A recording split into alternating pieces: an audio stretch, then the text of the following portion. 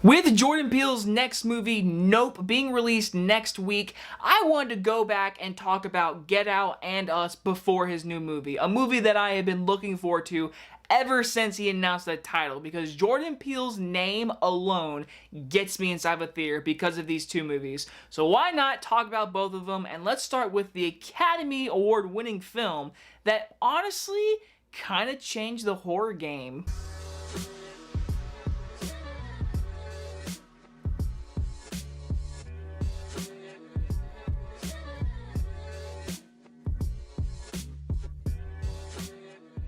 Get Out stars Daniel Kaluuya and Allison Williams and is about a young African-American visit his white girlfriend's parents for the weekend, where his simmering uneasiness about the reception of him eventually reaches a boiling point. Now, back in 2017, I remember when this movie came out because I have a review of it when it came out, but now with this re-review, I really want to talk about how groundbreaking this movie is, especially years later, really getting to learn more about this movie and how important it is, especially in today's climate.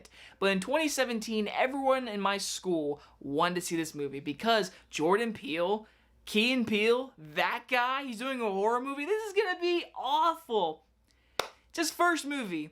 He won an Oscar, and he honestly, like I said, is groundbreaking changing for the horror game because of what the political themes, the racism themes, everything he does in this script and this story, and also just being an entertaining horror slash thriller is honestly groundbreaking. And it was so good when I first saw it. I saw it like 3 times, twice with a group of friends, and I really just loved this movie when it came out, and I was so happy when it got nominated for Best Picture, and he won for Original Screenplay, because this movie truly is a change. It changed everything for horror when it came out. Starting off my positives is Jordan Peele's direction. What he does with this camera and his characters is truly great. Really putting the camera all on Daniel Kaluuya's character throughout 80% of this movie makes you care about this character. Throughout the entire movie, he does a great job with the script and the actor himself, giving this character a leading man that we all want to pull for.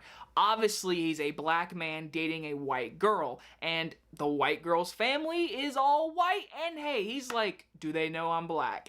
She says no, and right then and there, back in 2017, you could say that this was a little different. Now, I am also a person that I think everyone should be loved.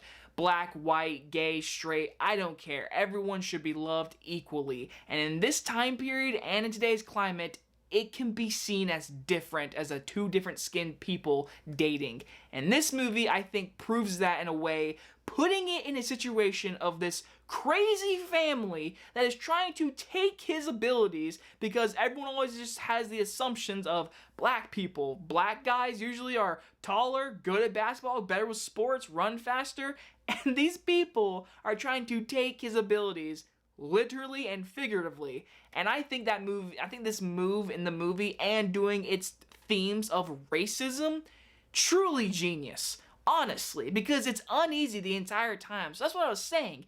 Giving Daniel Kaluuya this great character as a leading man, there is a reason why he was nominated for Best Actor. He's outstanding. He is truly amazing. The scene with him and the mom, him getting hypnotized, that scene to me is the reason why he was nominated. He's very good in this movie, and throughout the entire movie you are pulling for this guy. And the third act, when it gets bloody and gory, you are hoping to God he gets out of this house, and you're hoping he kills these people, which he does. Everyone's favorite comedic relief, which is Little Ray Howie's character, I mean, he's right. It's literally white slavery. They are trying to take him hostage, and he figures it out the entire time while he's making phone calls with Daniel Kaluuya. And he's right. We get to see him investigate it and figure it out. We get like 10-minute scene of just him, and he's like, I'm right. I'm gonna get my best friend. He is the best comedic relief character in this entire movie. He is so funny, and it balances so well with this just suspense, horror, thriller,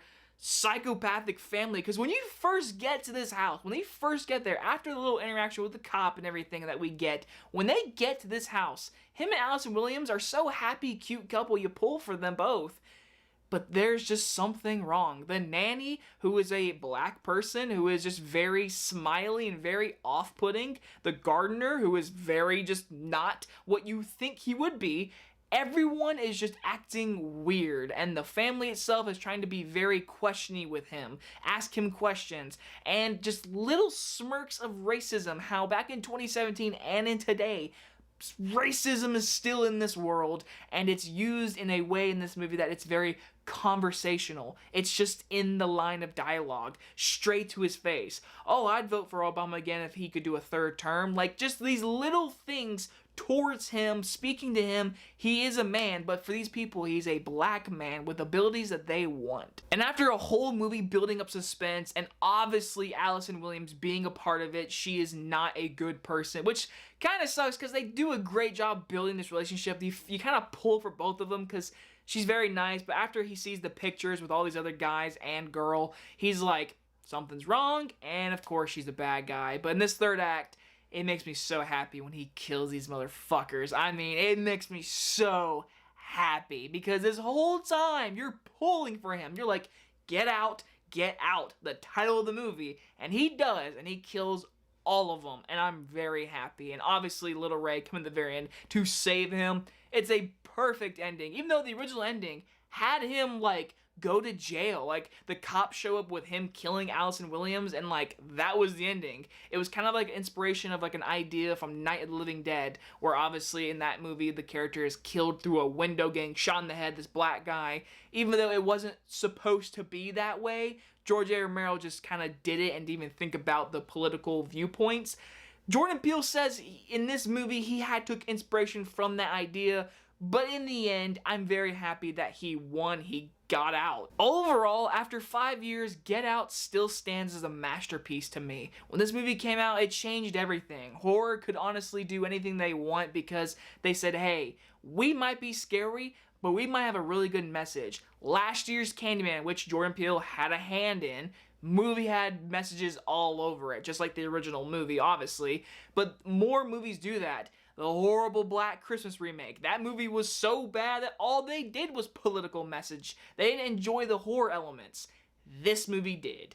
You can be entertained, and you can also look at this movie and be like, he's saying something here, and he's doing it in a very smart way. And I think this movie is just pure great. The performances, Daniel Kaluuya's Best Actor nomination, it's just fantastic. Obviously Jordan Peele's direction and writing. The movie is a masterpiece, and it should be considered one of the best horror movies of all time. I'm going to give Get Out an A+. And just remember, guys, this was his first movie. Obviously he did Key and Peele. He knows how to write jokes, write scripts, act and everything. But he was directing a movie, writing his first script and directing that script. And he won an Oscar. And he changed groundbreaking horror, if you ask me. So honestly, Jordan Peele, man, what a first movie. And next we're going to talk about Us, which I'll get out in a couple days leading up to Nope. Anyway, guys, enjoy this review, and I'll see you guys in the next one. Bye-bye, everyone.